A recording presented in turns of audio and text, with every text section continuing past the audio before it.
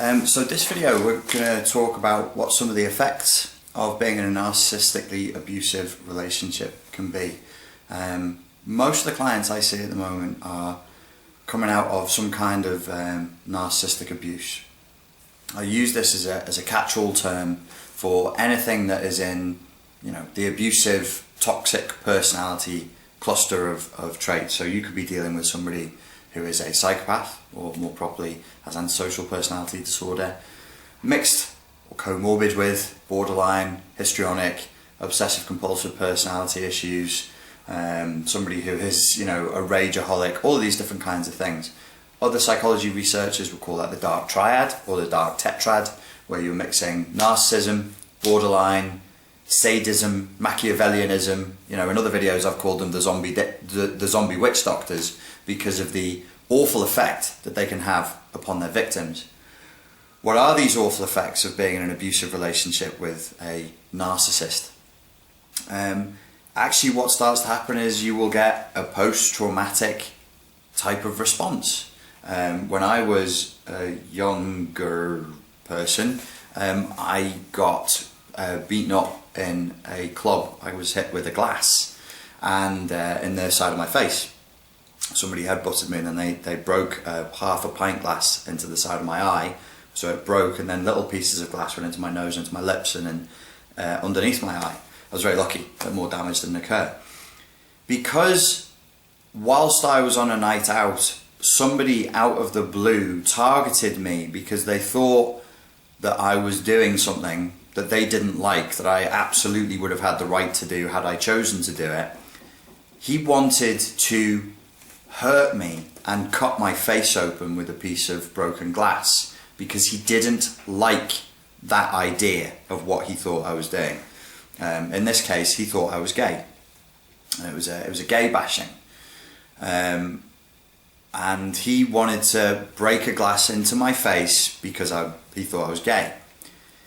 That put me, the injury sounds bad, and it was hassly because there was lots of little slivers of, if he'd broken it first and then done it, there would just be scar tissue here. As it was, the only scar tissue that remains is the impact break along the side of my eye, where the glass actually broke along the side of my eye. The skin there is very thin and it burst open.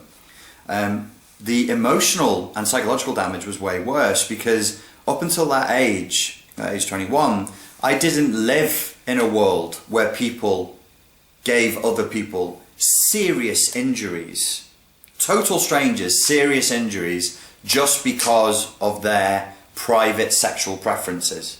I didn't live in that reality.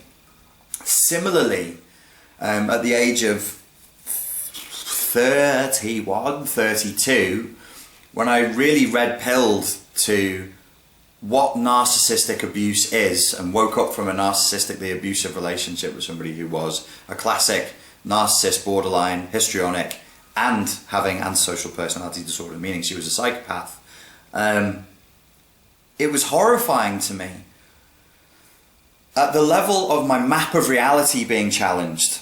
At the level, not to say, there were incidents that I went through with her that were deeply, deeply unpleasant. There were things that she did, there were things that she said. My mind could play out certain incidents and go, look at this, it's awful.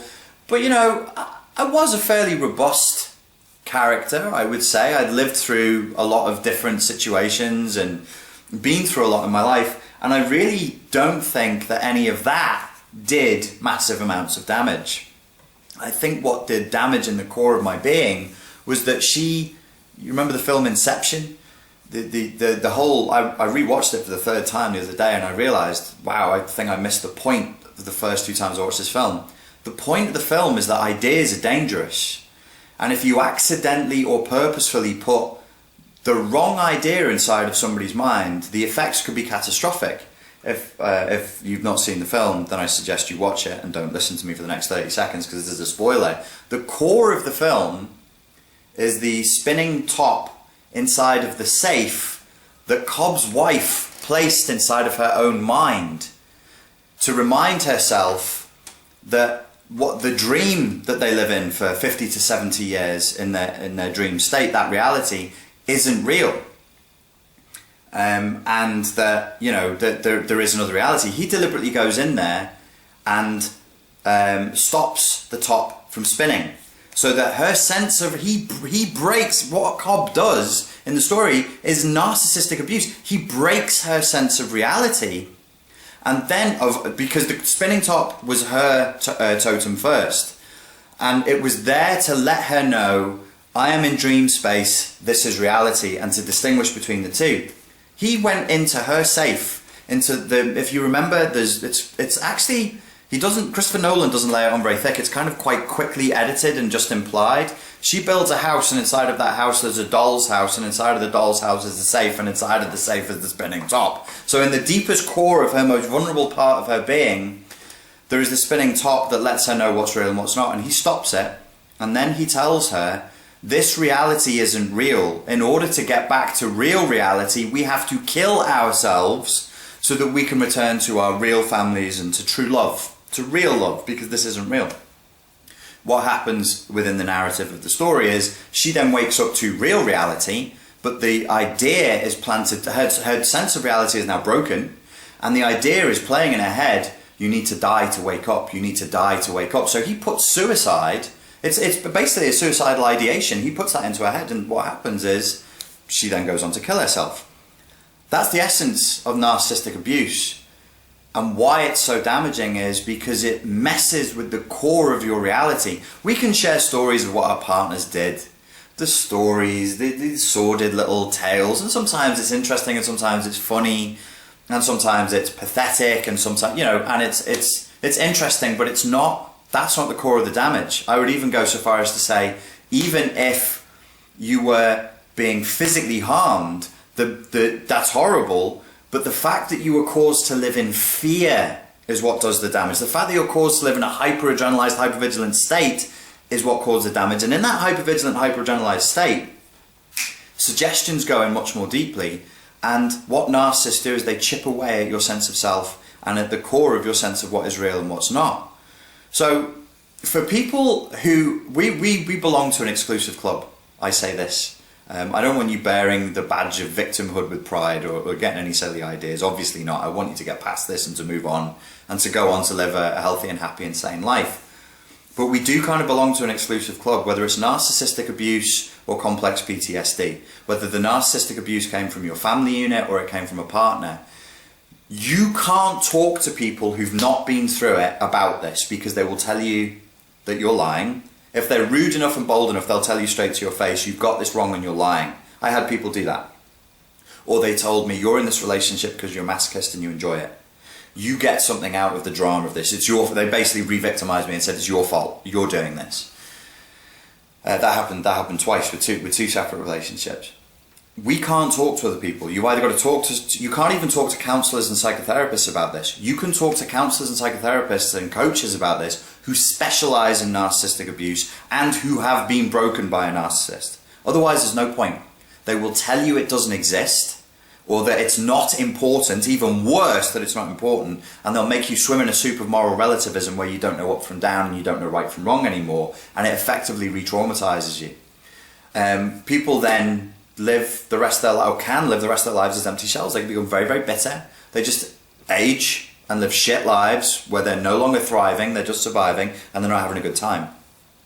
If somebody corrupts the core of your being and your sense of reality, if somebody causes you to believe, look, love isn't real, humans aren't compassionate and caring, they're predatory monsters who will take your love and leverage that love against you to torture you, even unto death. Now, for people who've not been in narcissistically abusive relationships, don't know what complex PTSD is, they'll say, that's overly dramatic.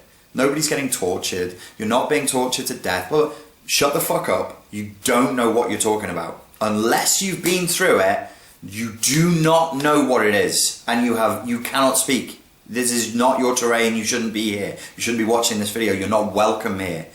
But if you have been through it, and I say to you, it's like being tortured, and they will leverage your love against you and torture you until you are totally destroyed. Your reputation, your money, your sense of self, your will to live.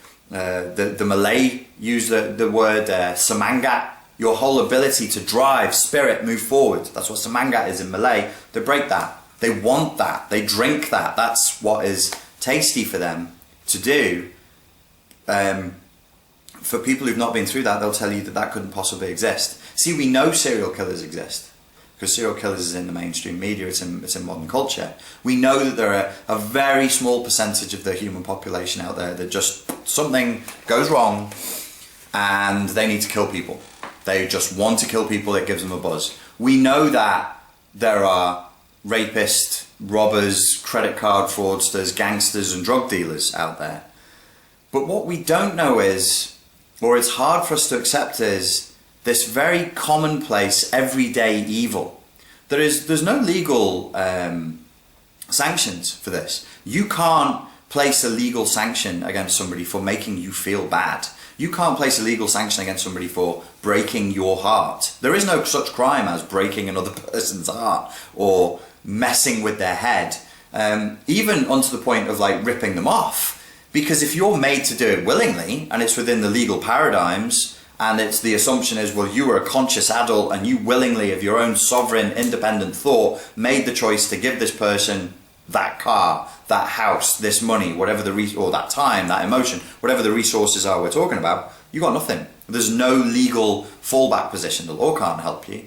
It's like an invisible abuse that nobody outside of the narcissistic abuse or complex PTSD community even wants to acknowledge, because it's, and I don't blame them, it's horrifying. It's a horrible idea that the postman, you know, the waitress at work, somebody that you speak to, like you don't know them, but you speak to them every day and they seem really charming and friendly, is behind the scenes working a plot, a conspiracy against certain targets that they have, that they take time out of their day to decide strategies to use against that person, to break their will, to confuse their sense of reality, to deliberately target their self-esteem and their self-image, to psychologically and emotionally break them down, to inflict their will, the narcissist's will, the predator's will, onto that target and onto that prey.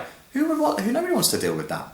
That's a horrible idea. The idea that people would do, no. People, look, there are sick people out there, but what you're talking about, no, that goes too far. That's the answer you will get. So what I did, ladies and gents, is because this kind of abuse is so torturous and does such deep and long-term damage to the people it victimizes, I've tried to create a concise course, it's available to buy now if you go to the links below, that would be what you would get from me if you did like 3 or 4 sessions with me. If you did 3 or 4 hours of coaching with me. Because I usually make a big impact on people inside of 3 or 4 hours of coaching because I specialize in this one thing. And the same process tends to play out again and again. And the same solutions tend to be useful again and again. So if you're interested in the course, you can go and get it from below. It's pretty heavy. It's pretty heavy. It takes a lot of work. You know, there's like probably going to be 3 or 4 weeks worth of rethinking, restudying and restructuring to go into it, but and it won't completely cure you. It won't completely solve the issue. It can't. The problem is too big, the damage is too deep, but it can give you huge relief and it can set you on a path to recovery. That's what it can do for you. It can actually get you to the place where you start to get traction. One of the biggest, well, let's talk about some of the big effects before we wrap this video.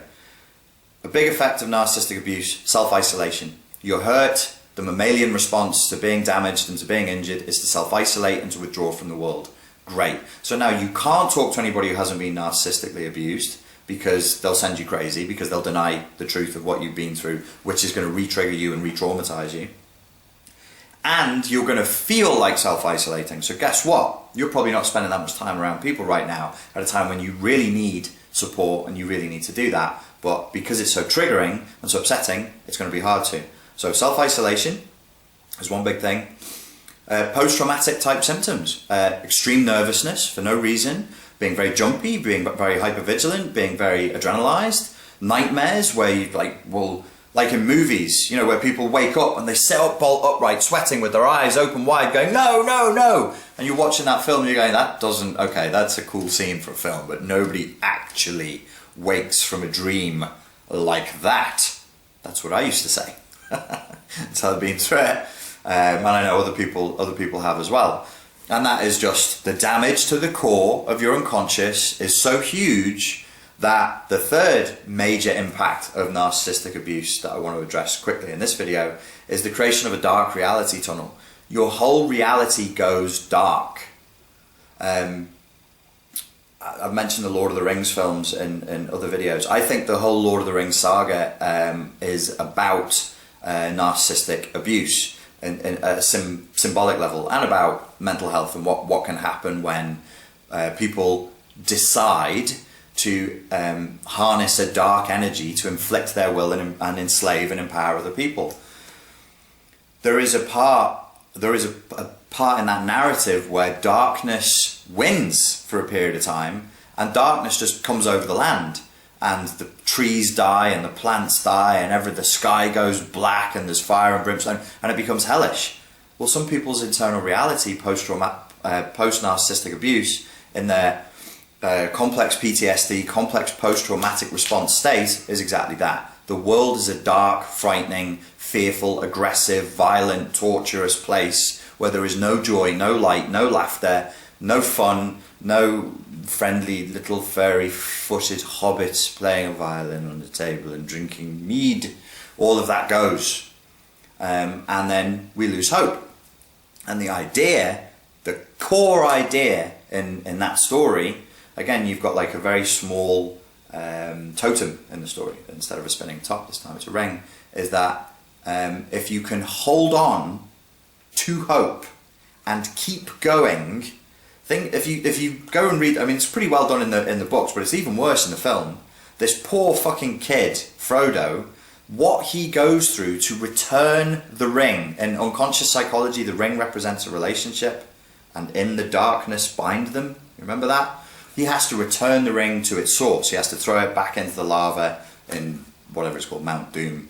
But what he has to go through to do that, he has to keep hold of that thing or keep it around his neck. It's burning him, it's corrupting him and sending him crazy as he goes, and he crawls on his hands and knees to get there. And even when he finally gets there, you know, you should have seen these films by now, but here's a spoiler, you know, he still gets attacked. He still gets one of his fingers bitten off by the demon of greed that wants to keep the addictive thing, wants to hold onto this thing that is corruption and poison and death and pain and torture, because it's so beautiful, because he's been corrupted by it, because he's corrupted by the power that it offers.